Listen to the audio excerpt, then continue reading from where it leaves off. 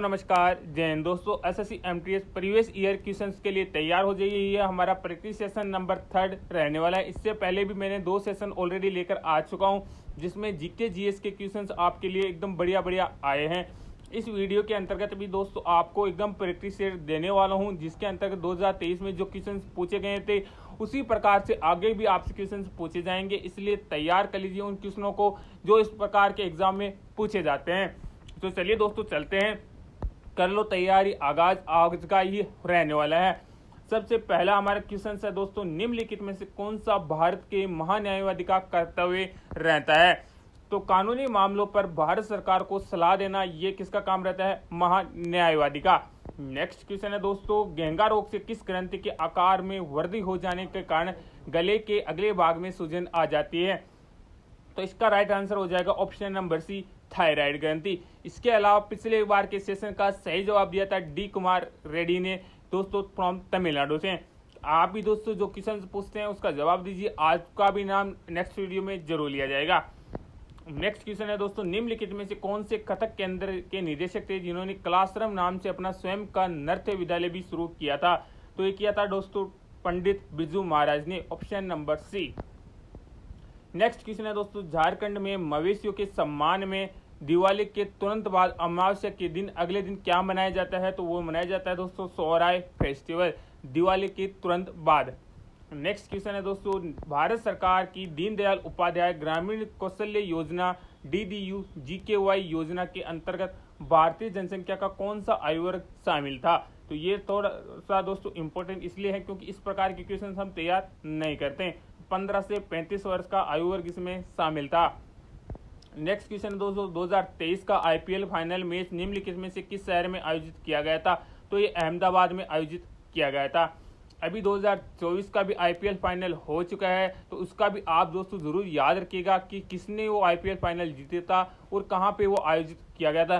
क्योंकि सारे कैंडिडेट ये याद रखते हैं कि IPL फाइनल किसने जीता, उप विजेता कौन था, मोस्ट रन किसने बनाए थे, लेकिन ये ग्राउंड का कोई ख्याल नहीं रखता कि वो कौन से शहर में और कौन से ग्राउंड में आयोजित किया गया था। तो वो आप जरूर एक बार पढ़ लीजिएगा।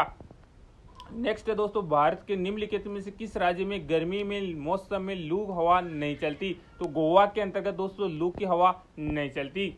बजट घाटा क्या है? तो राजस्व पर सरकारी व्यय की अधिकता यानी खर्च ज्यादा हो जाना क्या है? बजट घाटा कहलाता है। उसके बाद में दोस्तों नेक्स्ट क्वेश्चन है, किस भारतीय संगीतकार ने 1994 में राय कुड्डर के साथ ई मीटिंग बॉय द रिवर के लिए ग्रैमी पुरस्कार जीता था?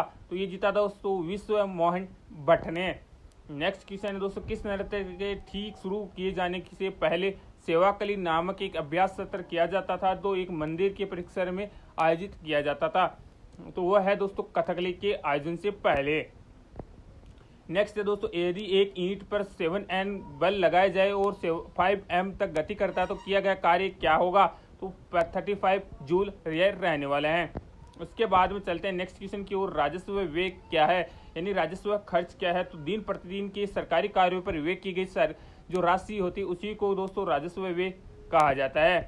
उसके बाद में दोस्तों, पवित्र पर्वत कैलाश भारत के किस पड़ोसी राज्य में स्थित है? तो पर्वत ये चीन राज्य में स्थापित है। वहीं पे दोस्तों आपको भी पता होगा कि दर्शन के लिए इंडिया से भी दोस्तों बहुत सारे लोग जाते हैं कैलाश पर्वत को देखने के लिए। नेक्स्ट क्वेश्चन है दोस्तों, नौजवान भारत सभा के संस्थापक कौन थे? तो भगत सिंह दोस्तों नौजवान भारत सभा के संस्थापक थे। भगत सिंह के फैन तो बहुत होंगे, लेकिन इनको ये नहीं पता कि नौजवान भारत सभा के संस्थापक कौन थे। तो जब आप किसी को मानते हैं तो उसका थोड़ा सा बैकग्राउंड भी अपने साथ स्ट्रॉन्ग रखिएगा, क्योंकि वहीं से रिलेटेड क्वेश्चन आपसे पूछे जाते हैं। उसके बाद में दोस्तों, माई स्टोरी किस महिला लेखिका की आत्मकथा है? तो कमला दास की आत्मकथा है दोस्तों माई स्टोरी, महिला ये लेखिका थी। नेक्स्ट क्वेश्चन है दोस्तों, निम्नलिखित में से कौन सा मौलिक कर्तव्यों के अंतर्गत नहीं आता? तो कर का भुगतान करना ये मौलिक कर्तव्य नहीं है। उसके बाद में भिठारी मंदिर किस राज्य में स्थित है? तो भिठारी मंदिर दोस्तों ये उत्तर प्रदेश राज्य में स्थापित है। उसके बाद में दोस्तों, के सिद्धियों को सांस्कृतिक विरासत लगभग 300 वर्ष पुरानी है। उनका सिद्धि धमाल नृत्य एक उत्कृष्ट शैली है। किसका है दोस्तों? एक गुजरात का। उसके अलावा गुजरात मॉडल भी चर्चा में रहता है, किससे रिलेटेड है ये भी आप कमेंट सेक्शन में जरूर बताइए।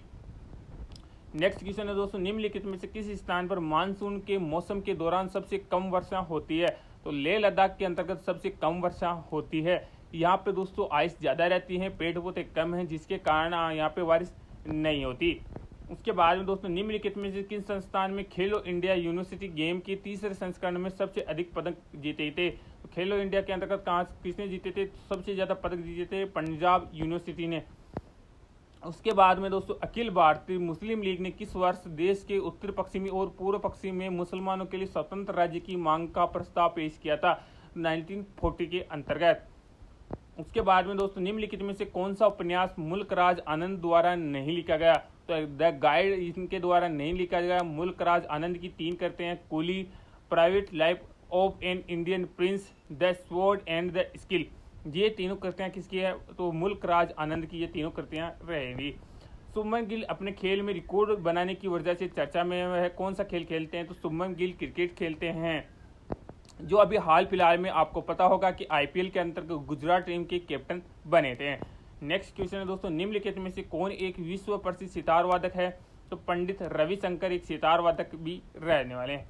उसके बाद में नेक्स्ट क्वेश्चन और अपना लास्ट क्वेश्चन है दोस्तों वन्य जीव संरक्षण अधिनियम 2022 वन्य जीवों और वनस्पतियों की लुप्तप्राय प्रजातियों में अंतर्राष्ट्रीय व्यापार पर कन्वेंशन को लागू करने का प्रयास करता है। सिटीज के संबंध में निम्नलिखित में से कौन सा कथन सही है? तो 1, 3 और 4, यानी दोस्तों सिटीज सरकारों के बीच एक समझौता है जो सुनिश्चित करता है कि जंगली जानवरों और पौधों के नमूनों के अंतर्राष्ट्रीय व्यापार से प्रजातियों के अस्तित्व को खतरा नहीं होना चाहिए। कन्वेंशन के तहत देशों को परमिट के माध्यम से सभी सूचीबद्ध नमूनों को व्यापार और विनियमित करना आवश्यक है। यह जीवित जीवों के नमूनों के स्वायत्तकरण को विनियमित करने का भी प्रयास करता है। तो ये दोस्तों आपकी 25 क्वेश्चंस होंगे। इसके अलावा आपसे छोटा सा क्वेश्चन है कि दोस्तों उत्तराखंड के सीएम कौन है? ये कमेंट सेक्शन में आप जरूर बताइए। जय हिंद, जय भारत।